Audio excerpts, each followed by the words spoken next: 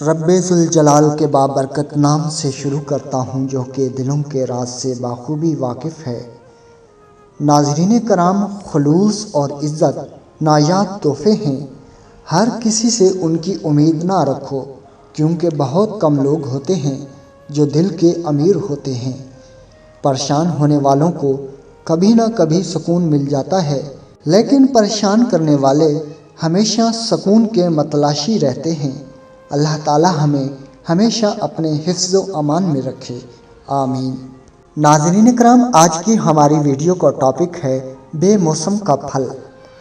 Video اچھی لگے تو ہمارے چینل کو سبسکرائب کیجیے اور ویڈیو کو لائک کیجیے۔ حضرت مریم علیہ السلام کی والدہ نے حالت حمل میں یہ نظر مانی تھی کہ اے رب میرے، میں تیرے لیے منت مانتی ہوں کہ جو میرے پیٹ میں ہے وہ خالص تیری خدمت کے لیے رہے گا۔ چنانچہ آپ کے ہاں ایک بچی پیدا ہوئی جس کا نام مریم رکھا گیا، اور والدہ مریم اپنی اس بچی کو بیت المقدس میں لے گئیں اور مسجد کی خدمت کے لیے وہاں داخل کر دیا۔ بیت المقدس کے متولیوں میں حضرت زکریا علیہ السلام بھی تھے، اور آپ مریم علیہ السلام کے عزیز بھی تھے۔ آپ کی اہلیہ مریم کی خالہ تھیں، اس لیے مریم کو آپ نے اپنی نگہبانی میں رکھا۔ زکریا علیہ السلام نے مریم کے لیے مسجد میں ایک کمرہ بنوایا اور مریم کو اپنے زیر نگرانی اس میں رکھا۔ آپ کے سوا اس کمرہ میں کوئی نہ جا سکتا تھا۔ آپ جب باہر جاتے تو کمرہ کے دروازے بند کر کے جاتے، اور تشریف لاتے تو خود ہی کھولتے۔ حضرت مریم علیہ السلام کی کرامت دیکھیے کہ زکریا علیہ السلام جب بھی اس کمرہ میں داخل ہوتے تو اس بند کمرے میں مریم کے پاس مختلف قسم کے تازہ پھل موجود پاتے، گرمیوں کے پھل سردیوں میں اور سردیوں کے پھل گرمیوں میں وہاں رکھے ہوتے۔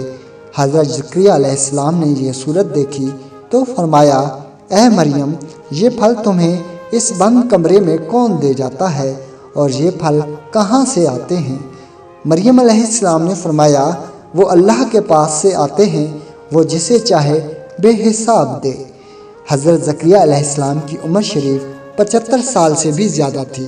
سر انور سفید ہو چکا تھا اور آواز مبارک میں بھی ضعف آ چکا تھا، اور آپ کے ہاں اولاد نہ تھی۔ آپ نے خیال فرمایا کہ خدا تعالی مریم کو بے موسم کے پھل عطا فرماتا ہے تو وہ مجھے بھی اس بڑھاپے میں، جبکہ میری بیوی بھی بانجھ ہے، یقیناً اولاد دینے پر قادر ہے۔